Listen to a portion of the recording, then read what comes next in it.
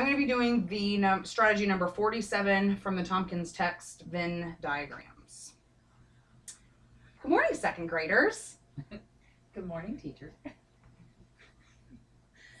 Can anyone tell me what they think the word similar means? Linda. Similar means the same. Very good. Can you stand up with me? We're going to brainstorm details that we think are the same and different about Linda and myself. So can you name something that's similar about Linda and I? Both of you have dark hair. Okay, what about something that's different about Linda and I? You are tall and Linda is shorter. Very good. Okay, you may have a seat. We went over detail. We've been going over details of a story, the beginning, middle, and end of a story, details of a text. So let's recap the story of the Three Little Pigs. What happens in the book of the Three Little Pigs?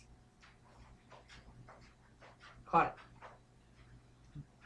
The three pigs they leave their home, and they go out and they build their own homes. Okay. What homes do they build? Linda. The first pig. Time out. Oh, it's recording on there, the time. Okay, keep going. The first pig makes his house out of straw. The second pig makes his house out of sticks. And the third pig makes his home out of bricks. Okay, let's discuss details that are similar about our pigs in the story. Tell me something that's similar about them. Claudette. They all moved away from home. Okay, is there anything else that is similar about them, Linda? They all build houses. Okay, let's choose different things that are different about our pigs. Claudette. They built different types of houses. Okay, and what types of different houses did they build? One built a house out of straw, and one Okay. built a house out of sticks, Okay. and one built a house out of bricks. Very good. We're going to read another story that's going to be similar to our Three Pig story, only it's called The Three Hares, and I'm going to read it to you. So pay attention. The Three Hares. Mother Hare's 3 children were almost a month old. They lived with their mother and father in a deep and narrow hole. "Children," said Mother Hare, "Father and I had a talk, and it is time for you to leave the nest and be on your own. Listen carefully to what your father has to say." Father Hare said, "When you leave, build a nest like ours. Dig yourself a run that is deep and narrow like ours. A deep hole with twists and turns will keep you safe from enemies." The first little hare did not want to listen. "I will not be stuck deep in the ground," he thought. "I will build a house near the woods. It will be above ground where I can have light and fresh air." Then he did just as he said. He collected sticks and leaves and bushes and grass, and the little hare piled them all together and made himself a home. The little hare was hungry after all his work and went to the meadow to look for food. Someone else was also at the meadow. It was a hungry fox. "Come here," said the fox. "Let's have dinner together. You will be the dinner." The hare ran straight to his home and he climbed inside to hide, but the fox tore down his house and had the hare for dinner. The little hare paid for not listening to his mother and father. The second little hare said, "I do not like it underground. I will build myself a house among the trees." He found a tree with lots of big roots on it and made a house between them. He built a house out of straw and twigs. When he was done, he went to the meadow to eat.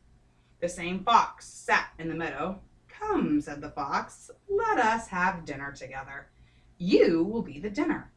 The little hare ran to his home and hid between the tree roots and under his straw roof. It did not take long before the nose of the fox sniffed him out. This hare also became the fox's dinner. Children really should listen to their parents.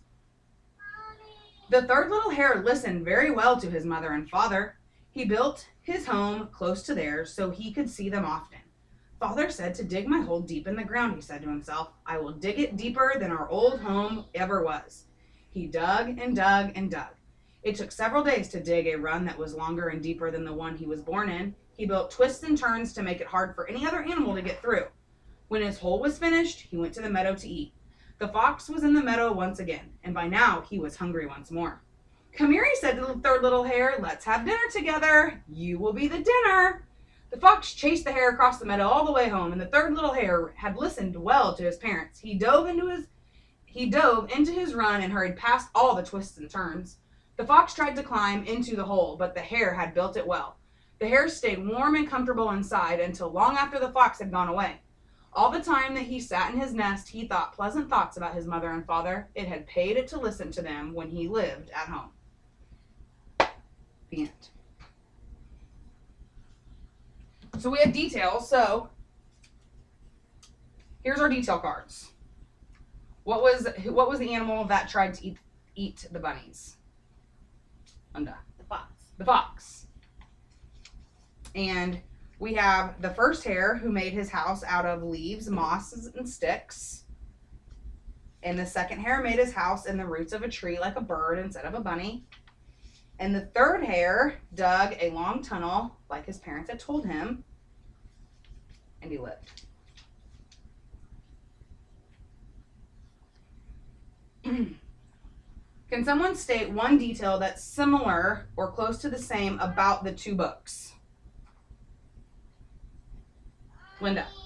Well, in the Three Little Pigs, the pigs had to move out and they built new homes of their own.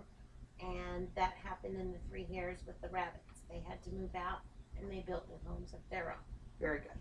Let's discuss some details that only the Three Little Pigs book has. Claudette. Three Little Pigs, the three pigs lived. Yes, and the two hares that didn't listen to their parents. They were eaten for They dinner. were eaten for dinner. So why do you think in the Three Little Pigs, the houses, the straw house and the stick house got blown down by the wolf, but the brick house did not? Linda. The bricks are strong and heavy and sturdy, and the sticks and the straw are light, and the Very wind good. can blow those things. Yes. Okay, what are some details that just the book of the Three Hares have? Claudette. That the bunnies or the hares were eaten. Mm-hmm. What about how their houses were built? How are they different? What did they use compared to what the pigs used? The first hare built his out of grass and leaves. Mm-hmm. Linda? The second hare used sticks within the roots of Mhm. the tree, and the third one dug a deep hole. Yes. Very good. So, is there something that you think that we can create that shows us how to put all of this information together? A chart, probably. Okay. Who can recall a detail that happened in both of the stories? Well, they both had to move away. Yes. They both had to move away. What's another detail that happened in both of the stories? They both had to build houses. Okay. Linda. And they had someone chasing them. Very good. Let's discuss who can tell me a detail that differentiates the two books, that's different about them. Claudette. One's about pigs and one's about hares. What is a hare? A hare is a bunny. Very good. What's another thing that differentiates the two books? Linda? There was a fox in the hare book, and there was a wolf in the pig book. Very good. Okay. We are going to work with something that's called a Venn diagram. Have you guys ever seen those before? No. Okay. A Venn diagram, it is used to compare different things. So we are going to compare the two stories of the three hares and the three different pigs. So here's what is your Venn diagram. On this side of the circle, you're going to put details that just the book of the Three Little Pigs have, that we have went over in our discussion. And then on this side, you're going to put details that just the three hares have in that book. But then where the two circles overlap each other, these are where you're going to put details that are the same about the books. And I want you to write in complete sentences. What's something that has a complete sentence? Give me the beginning of a sentence. What does it have to start with? The capital letter. Okay, and what does it have to end in? A period. Or punctuation mark. Punctuation mark. Very good. Okay, You can now go to your seats, and I will give you guys these, and you can fill these out with complete sentences and turn them into your box when you are finished.